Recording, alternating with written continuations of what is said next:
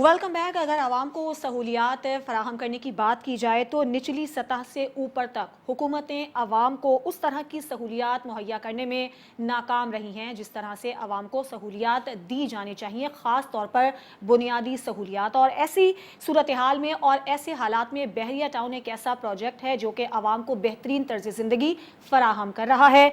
पाकिस्तान के बड़े बड़े शहरों में बहरिया टाउन के प्रोजेक्ट्स हैं जिसमें बहुत बड़ी तादाद में आवाम रिहाइश पजीर हैं। और सबसे अच्छी बात यह है कि अवाम का एतमाद बहरिया टाउन पर आज भी वैसा है जैसा कि कल था, लेकिन कुछ नाकिदीन होते हैं, कुछ मुखालिफिन होते हैं, कुछ हासिदीन होते हैं जो कि तनकीद करते हैं, बिला वजह तनकीद करते हैं, लेकिन आज तक हमने देखा है कि वो अवाम के दिलों से बहरिया टाउन का एतमाद नहीं निकाल सके हैं। मुनव्वर, बताइएगा, बहरिया टाउन जिस तरह से अवाम को बेहतरीन लाइफ स्टाइल फराहम कर रहा है, आप क्या समझते हैं कि इसकी टक्कर का कोई और पाकिस्तान में इस तरह का है प्रोजेक्ट? मेरे अपने बहुत से रिलेटिव्स जो हैं वो बहरिया में रहते हैं और वो कहते हैं कि भी आप लोग जो है ना वो शहरदारी छोड़े और बहरिया में आ जाए। लेकिन थोड़ा सा ट्रैवल की इशू होता कि ये शहर के बिल्कुल एंड पे जाके इन्होंने अपनी कॉलोनी बनाई हुई है। लेकिन दूसरा इसके साथ ये भी है कि हाईवेज और सड़कें और दूसरी जो सहूलियात हैं ट्रैफिक की, वो ट्रांसपोर्ट की, वो हर तरह की अवेलेबल होती है। मैंने कभी नहीं सुना कि बहरिया में जो है अनशेड्यूल्ड अनप्लान जो है ना वो पावर शट डाउन हुई हो। अगर उन्होंने कहा जी कि अपना लोड शेडिंग 1 घंटे की होगी तो फिर 1 ही घंटे की होगी, 2 की नहीं होगी, जिस तरह के बाकी शहर में ये मामला होते हैं।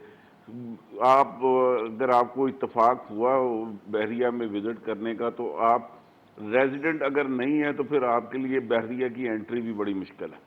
आप पहले अपनी जो एंट्री गेट है वहाँ पे अपनी शिनाख्त करवाएंगे तो उसके बाद ही अंदर दाखिल हो सकते हैं। तो ये थेफ्ट फ्री किस्म की एक है स्कीम, जहाँ पे कोई चोरी का कोई कॉन्सेप्ट नहीं है, जहाँ पे लोड शेडिंग का कोई कॉन्सेप्ट नहीं है, जहाँ पे लुटने का कोई कॉन्सेप्ट नहीं है, जहाँ पे पार्क्स भी हैं, सिनेमा भी हैं, बैंक्स भी हैं, हर तरह की सहूलियात जो कि जिसका सिर्फ एक आम आदमी तसव्वुर करता है कि यूरोप की लाइफ ये है। तो मैं ये समझता हूँ कि अगर किसी बंदे ने यूरोप की लाइफ देखी हुई है, वो उसके बाद अगर कहीं पे रह सकता है तो वो बहरिया। सही, ठीक है। अच्छा इम्तियाज़ साहब, अगर हम कराची के शहरियों की बात करें तो कराची के शहरियों के लिए तो बहरिया टाउन एक जन्नत है। बहरिया टाउन के अंदर दाखिल होते ही ऐसा लगता है कि दुनिया में कोई आपने जन्नत का नज़ारा देख लिया। आप क्या समझते हैं, किस तरह से मुनफरिद है बहरिया टाउन? मैं तो समझता हूँ कि शायद पाकिस्तान में सबसे बड़ा बहरिया टाउन जो है वो यहीं कराची में, जो कि मीट करता है जाके उधर बलूचिस्तान से भी, और अब आके बहरिया 2 भी हो गया है, जो कि हमारे हैदराबाद वाली जो सुपर हाईवे का रोड है जो 7 डेवलपमेंट अथॉरिटी के उसमें, तो 7 हमारा बहरिया टाउन बहरिया 2 भी यहाँ पर एक्टिविटी शुरू हो गई है।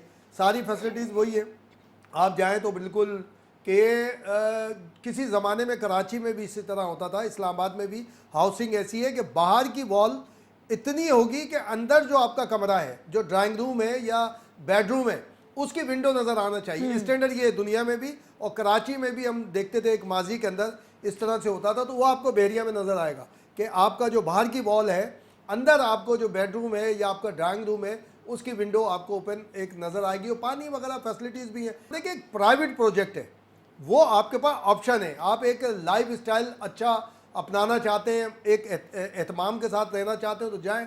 यहाँ पर तो देखिए पिकनिक पॉइंट भी बन गया है। न्यू ईयर पे जो वहाँ पे एक फायर वर्क होता है वो बहुत बड़ा होता है। 14 अगस्त को जो तकरीबात होती है वो भी है, और बाकायदा वहाँ पर जो हमारे मरी में वो 0 पॉइंट और इस तरह की यहाँ पर कराची बहरिया में मौजूद है। और सारे एक फैसिलिटी है, लोग इसीलिए आगे जाते हैं, परचेज करते हैं, और अप डाउन इसीलिए होता रहता है वहाँ पर। कभी कभी तो इतने हाई हो जाते हैं, इवन ये कि रेंट पे मिलना मुश्किल हो जाता है, जो इमीडिएट शिफ्ट होना चाहते हैं वहाँ पर। तो है फैसिलिटीज एक यूरोपीय स्टाइल की है, गेटेड एक है, और गेटेड ऐसा ज़ाहिर है कि एक बंदा अपना इंडिविजुअल घर ले, चौकीदार उसने रखना है, दूसरी चीज़ें ये सारी चीज़ें वहाँ पे नहीं है। अब तो एक सिस्टम है ये कचरा वगैरह उठाने का, सप्लाई का। अच्छा काशिफ, एक चीज़ और है कि हाउसिंग सोसाइटी के अलावा अगर हम देखें तो बहरिया टाउन के फलाही काम भी अपनी मिसाल आप हैं। बहरिया टाउन ने तनकीद का जवाब अपनी परफॉर्मेंस से दिया है, क्या कहेंगे? देखिए इसमें कोई शक नहीं है کہ اس ہاؤسنگ کی کو جدت دینے میں بحریہ ٹاؤن کا کلیدی کردار ہے. اس بحریہ ٹاؤن نے جدید اور ایک کمفرٹ جو ہے ہاؤسنگ پروجیکٹس اناؤنس کروائے اور اس کو کر کے دکھایا, ڈیلیور کیا. اسلام آباد میں بحریہ کے فیزز موجود ہیں, راول پنڈی میں, اور اسلام آباد میں بھی بحریہ کا ایک موجود ہے پروجیکٹ. اس کے علاوہ کمرشل پروجیکٹس موجود ہیں. اس کے علاوہ فلائی کام بھی انہوں نے کی ہے. لیکن انفارچونیٹلی میں یہ سمجھتا ہوں کہ یا تو کوئی کاروباری حاسدین ہے یا کوئی اور معاملہ ہے جس کی وجہ سے بحریہ ٹاؤن کو پچھلے ایک ہفتے سے بہت زیادہ ملائن کرنے کی کوشش کی گئی اور ان کے فائنینشلز کے اوپر کافی زیادہ کرٹیسزم کی گئی. اور باوجود تمام کوشش کے میں سمجھتا کہ کسی نے اس بات کو ہائی لائٹ کیا گیا کہ بحریہ ٹاؤن کی انتظامیہ کی جانب سے جو کلیریفیکیشن دی گئی کہ کسی قسم کا کوئی ایسا ایشو نہیں ہے, یہ اس کی کلیریفیکیشن ہے کہ کسی قسم کا کوئی فائنینشیل سٹریس نہیں ہے, کسی قسم کا کوئی ڈیفالٹ کا خدا نخواستہ معاملہ نہیں ہے, اور وہ اپنی سروسز کو جاری رکھیں گے. کسی نے اس کو فلیش نہیں کیا گیا, اس کو فلیش کیا آج جو ایک معروف کاروباری شخصیت ہیں چودھری اورنگزیب صاحب نے, اور انہوں نے جب سوشل میڈیا پہ ڈالا انہیں بڑا کلیئر کٹ پیغام دیا کہ بحریہ ٹاؤن کی کلیریفیکیشن کے ساتھ انہوں نے کہا کہ ہم بحریہ ٹاؤن کے لوگ کے ساتھ بھی کھڑے ہیں, ان کے جو ملک ریاض صاحب ہیں ان کے ساتھ بھی کھڑے ہیں. میں یہ سمجھتا ہوں کہ تمام ہاؤسنگ سے ریلیٹڈ جو آنرز ہیں ان کو اس کی تقلید کرنی چاہیے, کیونکہ اگر آپ کسی ایک ایسے شخص کو, کسی ایک ایسے پروجیکٹ کو ملائن کریں گے اور اس کے اوپر خواہ کرٹیسزم ہوگی تو پھر آہستہ آہستہ یہ دیگر سوسائٹیز اور دیگر پروجیکٹ بھی اس کی زد میں آ سکتے ہیں. سو اگر کسی شخص نے ایک اچھی لیونگ انٹروڈیوس کروائی ہے پاکستان میں, ایک لوگوں کو سرمایہ دیا ہے, لوگوں نے اس سے بہت زیادہ کمایا ہے, اور بالخصوص جو ملٹی نیشنلٹی ہولڈر فیملیز ہیں وہ بڑی تعداد میں وہاں پہ موجود ہیں, وہاں پہ رہائش پذیر ہیں, تو آپ ان کو سپورٹ کیجئے. جائے اس کے کہ آپ ایک ایسا من گھڑت ایک پروپیگنڈا لانچ ہو جائے اور اس کو ملائن کرنے کی کوشش کر دیں جس سے لوگ جو ہے وہ ڈر جائیں اور لوگ جو ہے وہ مزید انویسٹمنٹ نہ کریں. جس طریقے سے میں یہ سمجھتا ہوں کہ چودھری اورنگزیب صاحب نے سٹیپ لیا ہے, باقی جو بڑے بڑے ہاؤسنگ پروجیکٹس کے آنرز ہیں ان کو بھی چاہیے کہ وہ اس کی تقلید کریں, اور اگر کوئی پرابلم نہیں ہے ایکچولی تو پھر میں سمجھتا ہوں کہ اس طرح کے منفی پروپیگنڈا سے بھی گریز کرنا چاہیے, کیونکہ ملک ریاض ایک شخصیت کا معاملہ نہیں ہے. بحریہ ٹاؤن میں بے شمار فیملیز رہتی ہیں, ان سے الائی جو کام ہے, فلائی کام ہے, ان کا دسترخوان کا کام ہے, ان کے دیگر فلائی کام ہے. پھر تیسری بات یہ ہے کہ جتنے لوگ بھی بحریہ ٹاؤن سے کی رہائش سے واقف ہے وہ سمجھتے ہیں کہ اس سے زیادہ کمفرٹیبل اور سیکیور لائف نہیں ہے. ادروائز دیکھیے کہ جو باقی معاملات ہیں وہاں پہ شاید لائف اتنی سیکیور اور کمفرٹیبل نہیں ہے.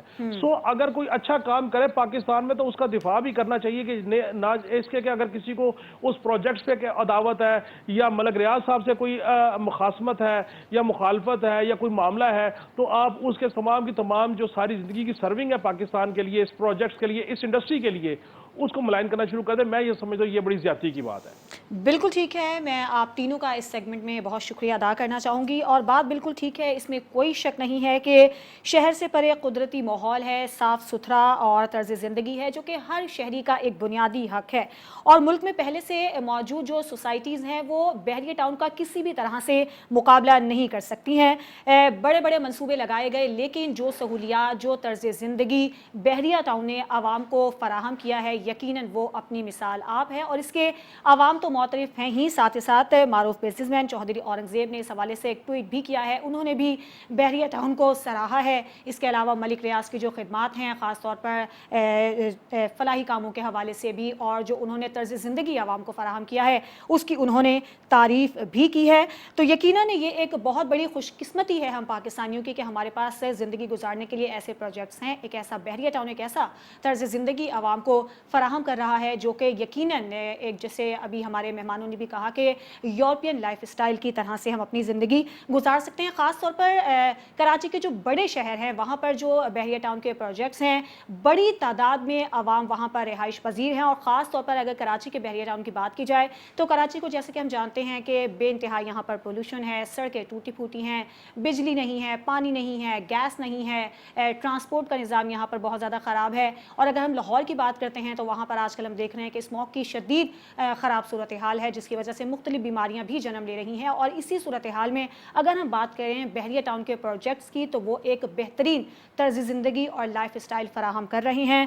ख़ास तौर पर आवाम को बेहतरीन सहूलियात फराहम करने के लिए नए नए मनसूबे भी बहरिया टाउन की जानिब से लाए जा रहे हैं। और सिर्फ यही नहीं बल्कि बहरिया टाउन फलाही कामों में भी बहुत आगे है। हम ये भी देखते हैं कि मुख्तलिफ अस्पतालों में, इसके अलावा सड़कों पर वो लोग जो कि ख़ुद नहीं खा सकते हैं या गुर्बत की वजह से उनके लिए 2 वक्त का खाना भी मुश्किल है कमाना, तो वो भी बहरिया टाउन की जानिब से आवाम को फराहम किया जाता है। तो यकीनन ऐसी शख्सियात पाकिस्तान की तरक्की के लिए, पाकिस्तान का नाम आगे ले जाने के लिए, पाकिस्तान का नाम रोशन करने के लिए बहुत ज़्यादा ज़रूरी हैं। मैं आप तीनों का बहुत शुक्रिया अदा करूँगी, हमारे मेहमान। और यहाँ पर एक ब्रेक का वक्त हुआ है। ब्रेक के बाद जब हम वापस आएंगे तो जैसे कि हमने बात की थी कि सेनेट से एक करारदाद मंजूर की गई है। सुप्रीम कोर्ट मिलिट्री ट्रायल फैसले के खिलाफ कसरत राय से ये करारदाद मंजूर हो गई है।